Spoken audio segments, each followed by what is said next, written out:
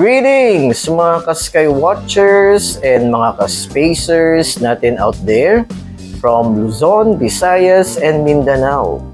And sa lahat po ng ating mga ka-Sky Watchers and mga ka-Spacers na nanonood po sa ating vlog worldwide and netwide, magandang araw po sa inyong lahat. This is your ka-Sky Watcher and ka-Spacer, Sir Jun Cahigal. And welcome to another of our ka-Spacers vlog. So bago po tayo magpatuloy sa ating vlog ngayong araw na to, don't forget to like and share this video para makarating po sa maraming tao, lalong-lalo na po yung mga estudyante natin out there so that they would be engaged and they will be inspired to love the sciences. Don't forget also to follow us on our Facebook page, the Sky Watcher Society of Las Piñas. Yan, i-like and follow po natin. No, malaking tulong po sa amin yan para mapagpatuloy po namin ang aming advocacy to share the telescope to the public. So tara po, samahan niyo po ako. Come on, let's go! Alright, mga ka-Sky Watchers and mga ka-Spacers. So I'll be featuring this telescope. This is my Tasco catadioptric, or I should say Schmidt-Newtonian reflecting telescope. Ayan po na. So, nakuha ko po to sa isang online seller. Nakita ko po to sa Facebook Marketplace. Ayan po no, nakuha ko to mga 2016. Ayan, so ilang beses ko na rin po nagamit, pero sana iba na lang po yung nabili ko. Hindi ko na-realize na ganito pala tong telescope na ito. No? At sana iba na lang po yung nabili ko. Pero this is one of a kind. Kaya tinatago ko na lang. And hindi ko pa ito nagamit sa mga free public telescope viewings namin. Alright, so let's take a look at this Tasco reflecting telescope. Alright, mga ka-Sky Watchers and mga ka-Spacers. So, let's take a look at this Tasco reflecting telescope. So, ito po yung kanyang view. Alright, so ang diameter ng mirror is 4.5 inches. And ang focal length niya is 1,000 mm. So magtataka kayo bakit ang haba ng focal length for the body tube. Medyo maiksi po yung body tube niya. Pero bakit ang kanyang focal length ay 1,000 mm? The diameter of the primary mirror is 4.5 inches. Alright. Okay, so tignan ngayon natin ang comment ko lang dito are the following. Una, itong finder scope. Medyo, kasi yung finder scope may mirror dito parang prism sa loob. So the light is reflected dito. Based on experience sa paggamit ko nito, ang hirap hanapin ng target. No? Ang hirap hanapin. Na-disappoint ako sa paggamit. Gusto ko na nga tanggalin ito at palitan ko na lang ng ibang finder scope. Mas maganda pa nga yung mga Sibony na finder scope. Ang hirap gamitin nito. I'm really disappointed about this. Nahihirapan ako maghanap ng mga targets, lalong-lalo na yung mga planets like Jupiter and Saturn. Pero yung buwan, wala namang problema kasi maliwanag. And you can easily find the moon. Kaya lang sa mga planets, medyo mahirap. Alright, and ito yung mga collimation screws niya. Ang hirap i-collimate nito. Nahihirapan ako. Bakit iisa lang, no? Yung mga screws niya, wala siyang pang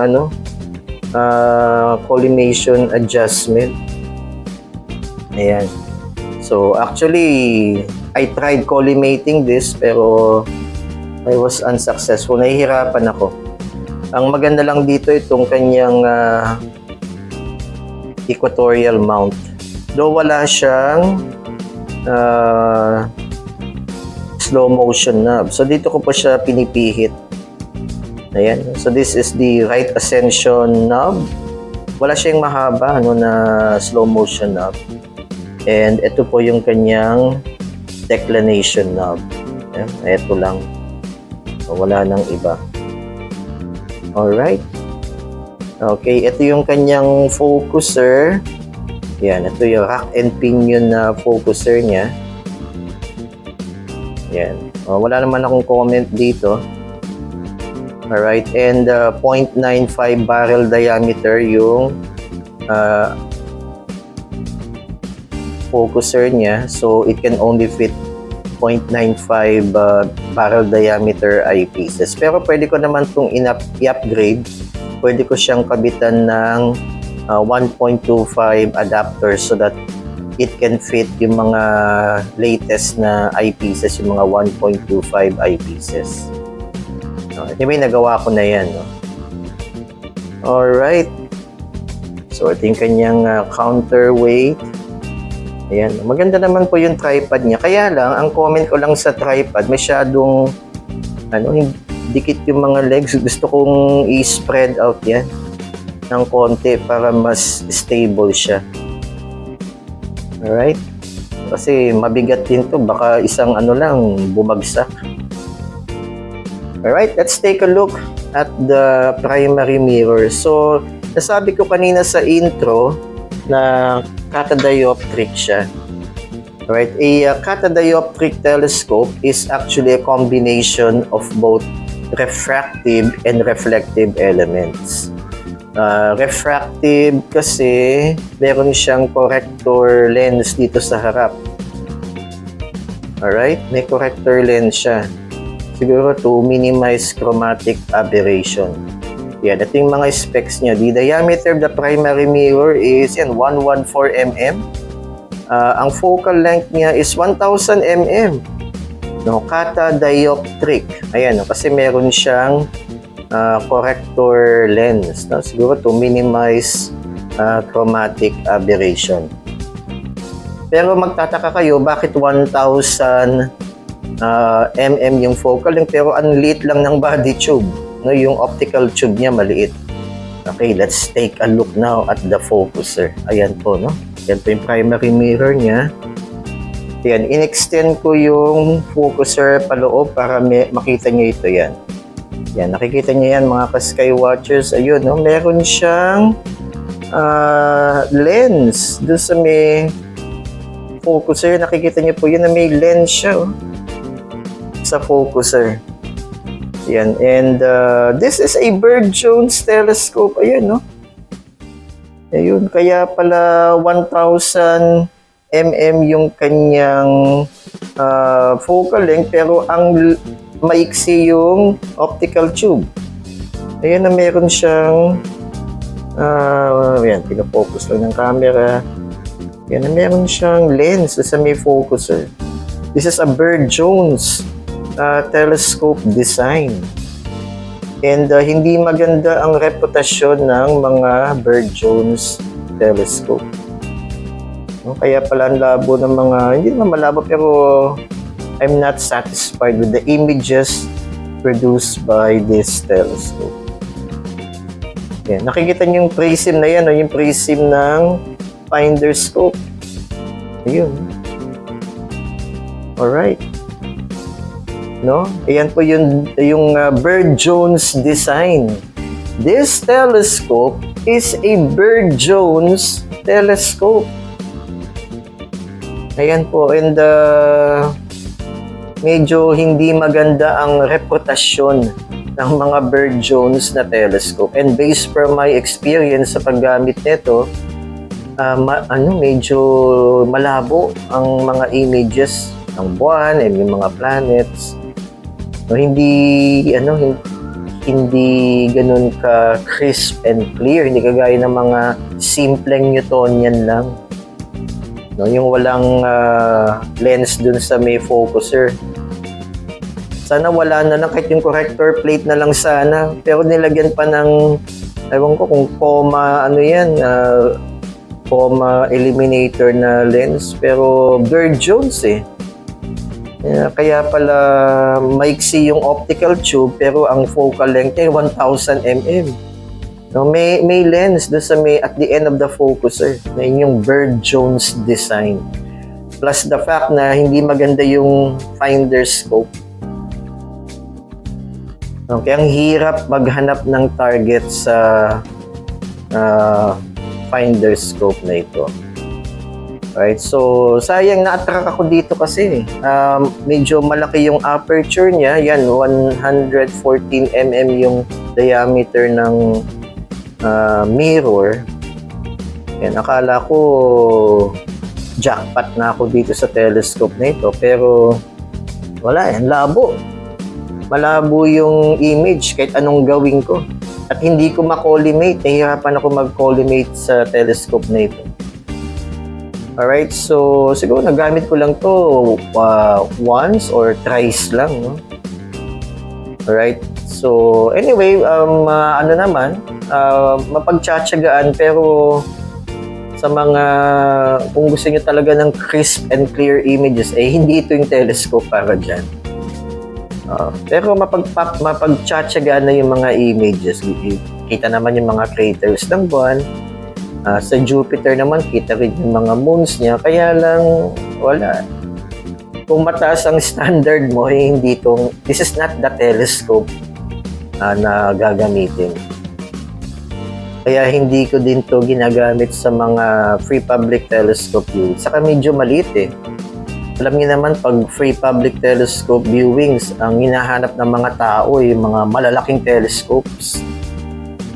Yan, kasi pag malaki yung telescope, malaki yung telescope. Yan, yun ang nilalapitan ng mga tao, yung mga malalaking telescopes. Kaya hindi ko din ito masyadong ginagamit. No? Okay, so, and since one of a kind ito, wala ka na makikitang ganito. No? Siguro itatago ko na lang to for as an addition sa collection ko ng mga telescopes. Pero sayang, sana iba na lang yung nakuha ko. Pero okay na rin kasi this is an addition to my collection of telescopes. Ayan, no? So ito po yung Tasco. Ayan, Tasco. Alright, catadioptric. Nakalagay dito. Ayan, catadioptric. Focal ratio niya is 8. Ayan, slow to. This telescope is a slow telescope. Ayan. Alright. Focal ratio niya is 8.7. Mirror diameter is 114 mm. Focal length of the mirror is 1000 mm.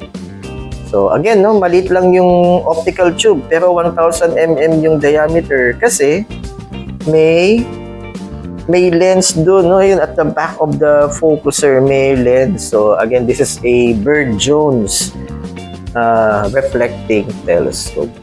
Yan, no? And again, hindi maganda ang reputasyon ng Bird Jones. Alright, so this is my Tasco catadioptric reflecting telescope. Sana iba na lang yung nakuha ko.